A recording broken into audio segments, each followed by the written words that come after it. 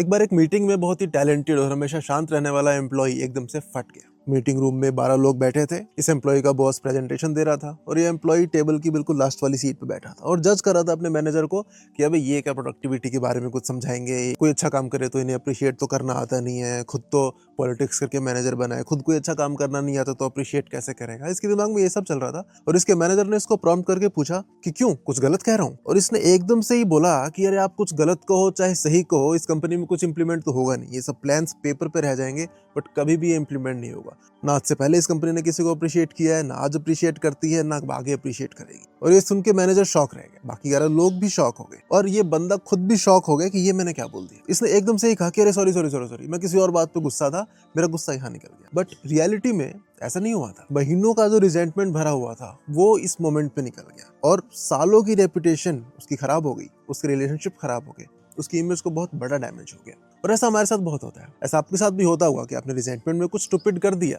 हम अपने पार्टनर पे फालतू में चिल्ला देते हैं, पेरेंट्स पे चिल्ला देते हैं, कॉलीग्स पे चिल्ला देते हैं और ऐसा करने के बाद रिजेंटमेंट तो होती है, साथ साथ में फ्रस्ट्रेशन भी होती है कि यार ये मैंने क्या कर दिया। तो इस साइकिल से निकलने के लिए हमें रिजेंटमेंट को समझना होगा। रिजेंटमेंट एक ऐसा इमोशन है जो हमें फोर्स करता है कि यार हमें किसी को कुछ बताना है, कुछ तो हमारे साथ अनफेयर हुआ है and there is something that we need to tell that person. और मोस्टली एक डिफिकल्ट कॉन्वर्सेशन होती है, हम उससे डरते हैं तो हम इसको दबा देते हैं, हम सप्रेस करते रहते हैं और एक दिन जब हमारे पास एनर्जी नहीं होती है उसको और सप्रेस करने की तो वो फट जाता है और कुछ स्टूपिड हो जाता है। But at the core of it resentment का पर्पस ये है कि कुछ हमारे साथ अनफेयर हो रहा है और हमें हमारे लिए स्टैंड करना है। तो जब भी आपके माइंड में ऐसी इमेजिनेशन बनने लग जाए ना, या फिर ऐसी फैंटेसी बनने लग जाए कि किसी दूसरे बंदे को आप डांट रहे हो या फिर उसको मार रहे हो या फिर कुछ उसको नुकसान पहुंचा रहे हो, तो आप समझ जाओ कि यार अभी मुझे कॉन्शियसली कुछ एक्शन ले लेना चाहिए, नहीं तो मैं कुछ अनकॉन्शियसली स्टूपिड कर दूंगा जो कि मेरे को ही बाद में परेशानी होगी। आप रिजेंटमेंट को ऐसे समझो कि एक बैकपैक है और उसमें आपने पत्थर डाल रखे हैं। जैसे जैसे आप फ्रीली कम्युनिकेट करोगे और अपने आप को एक्सप्रेस करोगे तो आप उस बैकपैक में से पत्थर निकालते रहोगे और आप लाइफ में फ्रीली मूव कर पाओगे और आप एक हैप्पी और फुलफिल्ड लाइफ की तरफ अच्छे से जा पाओगे।